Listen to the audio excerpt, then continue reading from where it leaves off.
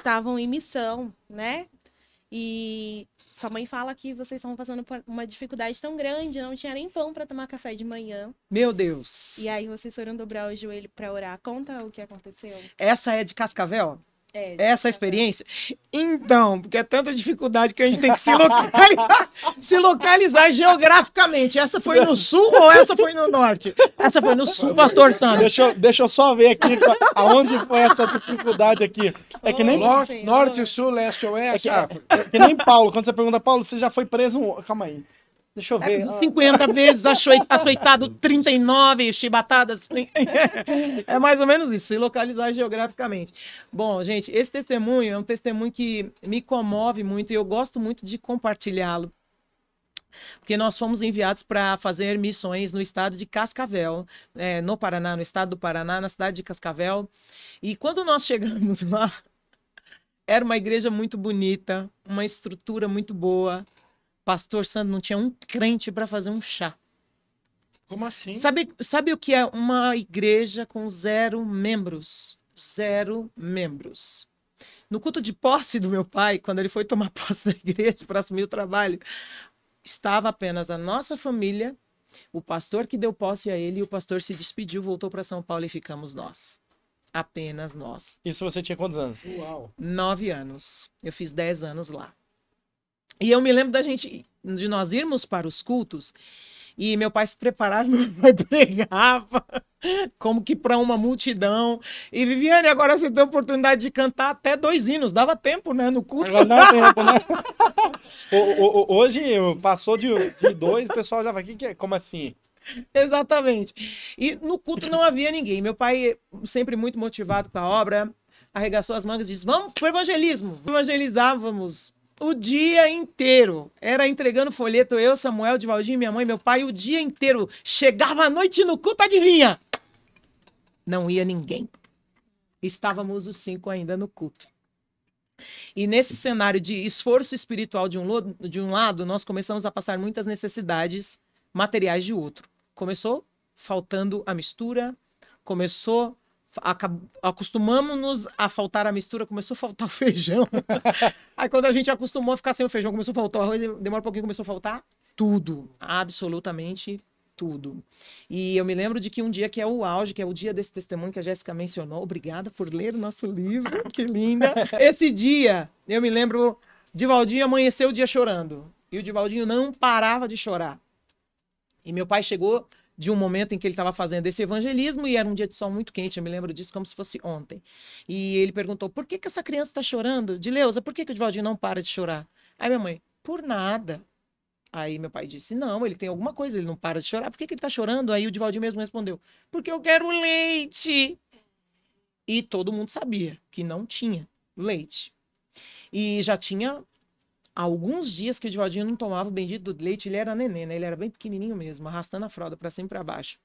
E meu pai ficou muito angustiado, eu vi o olho do meu pai encher de lágrimas, mas meu pai segurou a onda, ficou firme ali, eu fiquei quieta. E aí demora um pouquinho, enquanto meu pai estava sentado, meu pai abriu a Bíblia e começou a ler a Bíblia, veio o meu irmão Samuel, que é o meu irmão do meio. E ele colocou a mãozinha no meu pai e falou assim, pai, eu posso te pedir uma coisa?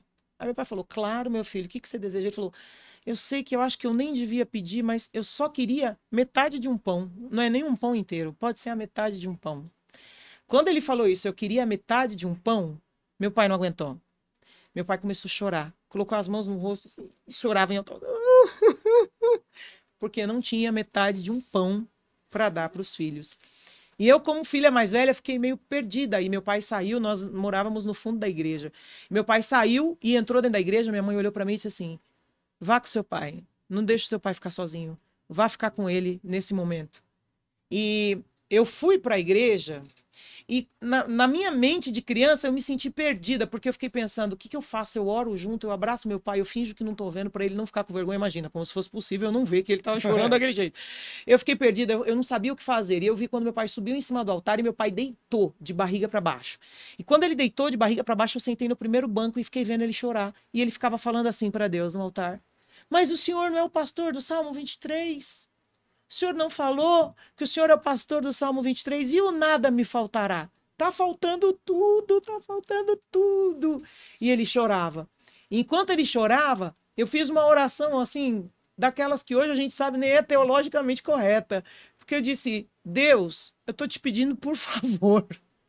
Deus, por favor, responde meu pai e manda pelo menos um pão para hoje, para ele parar de chorar, para o meu irmão comer e para todo mundo parar de ficar triste nessa casa. E eu fiquei sentada lá no primeiro banco, chorei, eu fiquei chorando, mas era um choro de dó do meu pai, e meu pai chorando em oração, e eu dormi. E quando eu acordei, foi com meu pai me balançando e dizendo assim, Viviane, vamos que está na hora do culto. Já está na hora do culto, ou seja, a gente deve ter passado a tarde toda dentro da igreja. Quando ele me chamou para a hora do culto, nós fomos para dentro de casa, minha mãe já estava pronta com Samuel e Divaldinho, e fomos os 5 para a igreja, afinal, éramos os únicos 5 membros. E nós chegamos no culto aquela noite. Quando nós chegamos no culto aquela noite, meu pai começou e falou, bom, já sabe, né, eu vou orar, a Edileus vai cantar 3 hinos da harpa, depois a Viviane canta o hino, Samuel vai fazer uma oração, eu faço a palavra final.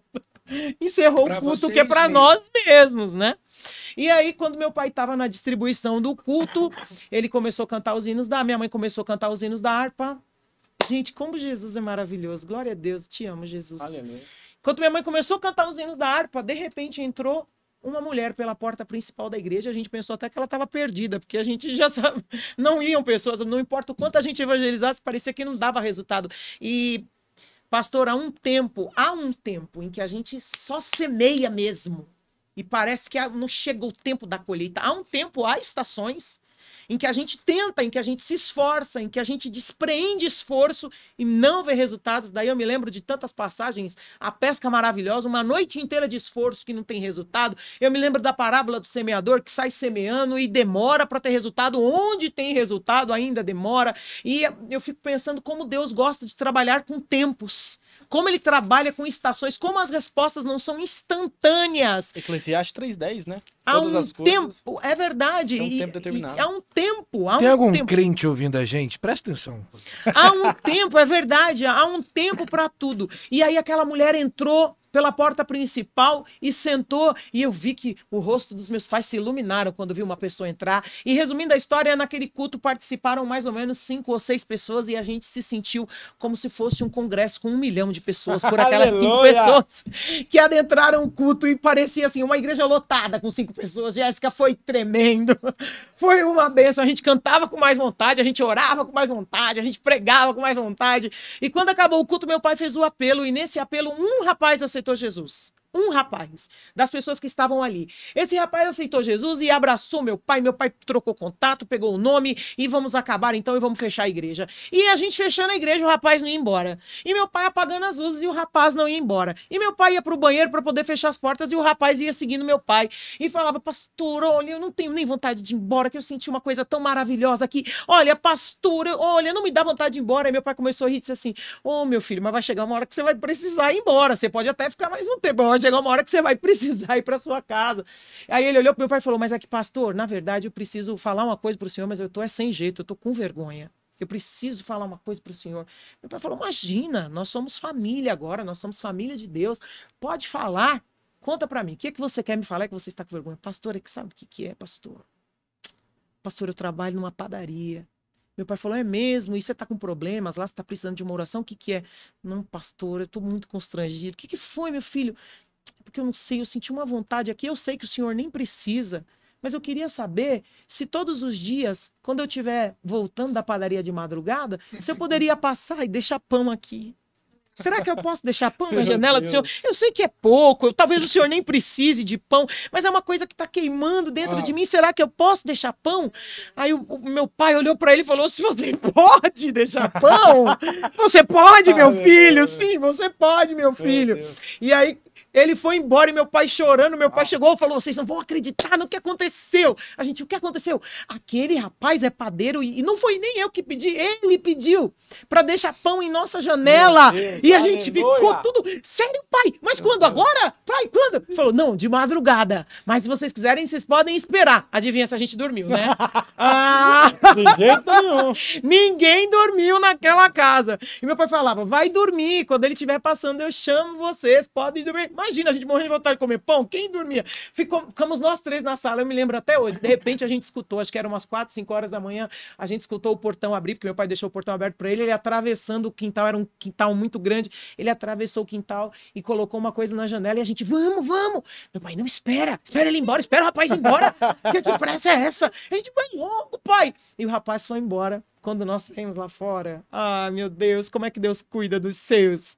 Na janela tinha pão, tinha leite, aleluia, tinha broa, tinha queijo. E a partir daquele dia, todos os dias em que nós estivemos em Cascavel, até o último dia em que nós estávamos lá, o Paulo, Deus te abençoe, se esse testemunho chegar até você, Deus te abençoe, você foi um instrumento de Deus na nossa vida. Todos os dias o Paulo passava e deixava pão, leite, cuca, né? Nem broa, no sul é cuca, né? Deixava cuca na janela e a gente começou a comer tanto pão e matava a vontade de pão e dava pão para os vizinhos e dava pão para quem precisava.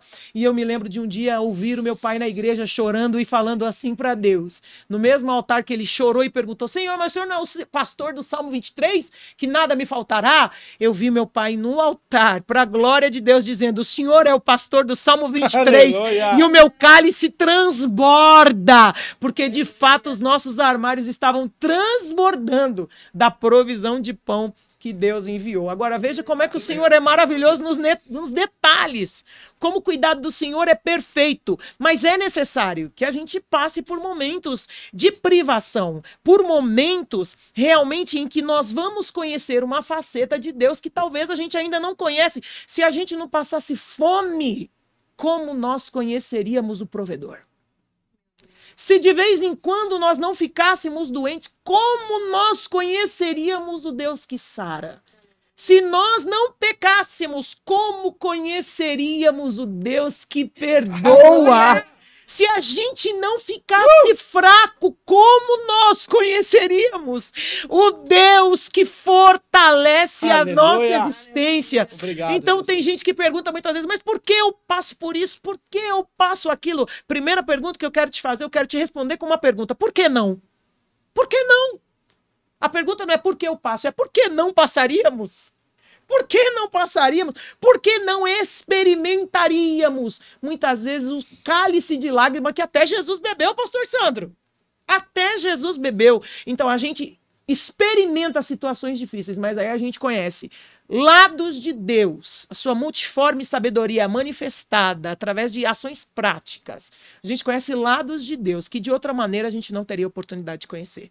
Fim, que já está virando monólogo.